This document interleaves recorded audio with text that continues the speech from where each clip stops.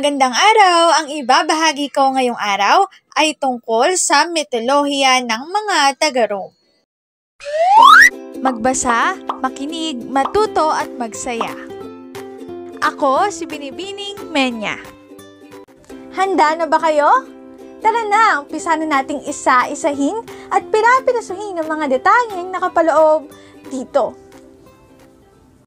Maaari kong ibigay ang soft copy ng video na ito, mag-email ka lamang o kaya naman ay mag-message sa aking Facebook page. Ilalagay ko ang aking email sa gitnang bahagi ng video at ang Facebook page naman ay sa huling bahagi matatagpuan. Maraming salamat sa panonood! Katulad ng binanggit ko kanina, ang ibabahagi ko ngayong araw ay tungkol sa mitolohiya ng mga taga-Rome. Ang mitolohiya ng mga taga-Rome ay kadalasang tungkol sa politika, ritual at moralidad na ayon sa batas ng kanilang mga Diyos at Diyosa. Kabayanihan ang isang mahalagang tema sa mga kwentong ito. Itinuring ng mga sinaunang taga-Rome na nangyari sa kanilang kasaysayan ang nilalaman ng mga mito kahit ang mga ito ay mahimala at may elementong supernatural.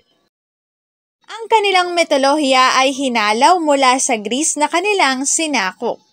Labis nilang nagustuhan ang mitolohiya ng bansang ito, kaya inangkin nilang parang kanila at pinagyaman ng husto. Binigyan nila ng bagong pangalan ng karamihan sa mga Diyos at Diyosa. Ang ilan ay binihisa nila ng ibang katangian. Lumikha sila ng bagong mga Diyos at Diyosa ayon sa kanilang paniniwala at kultura. Sinikap nilang ipasok ang kanilang pagkakakilanlan sa mga mitolohiyang kanilang nilikha. Isinulat ni Virgil ang Aeneid, ang pambansang epiko ng Rome at nag-iisang pinakadakilang likha ng panitikang Latin. Isinalaysay ni Virgil ang pinagmulan ng lahi ng mga taga-Rome at kasaysayan nila bilang isang imperyo. Ito ang naging katapat ng Iliad at Odyssey ng Greece na tinaguriang dalawang pinakadakilang epiko sa mundo na isinalaysay ni Homer.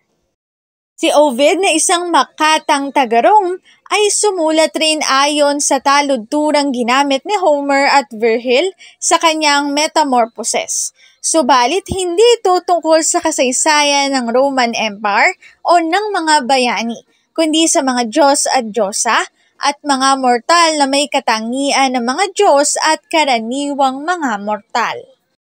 Lumikha siya ng magkakarugtong na kwento na may temang mahiwagang pagpapalit anyo. Sa mga akdang ito ng mga taga-Rome, humuhugot ng inspirasyon ng mga manunulat at mga alagad ng sining sa buong daigdig mula noon hanggang ngayon.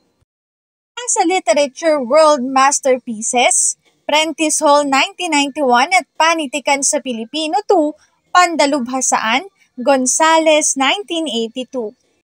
Mitolohiya ng taga-Rome, dito na nagtatapos ang aking pagbabahagi. Sana ay marami kayong natutuhan. Muli magbasa, makinig, matuto at magsaya. Ako si Binibining Menya. Paalam! Paalala, ang wikang Filipino ay mapagpalaya, atin natin itong gamitin, mahalin at mas paunlarin.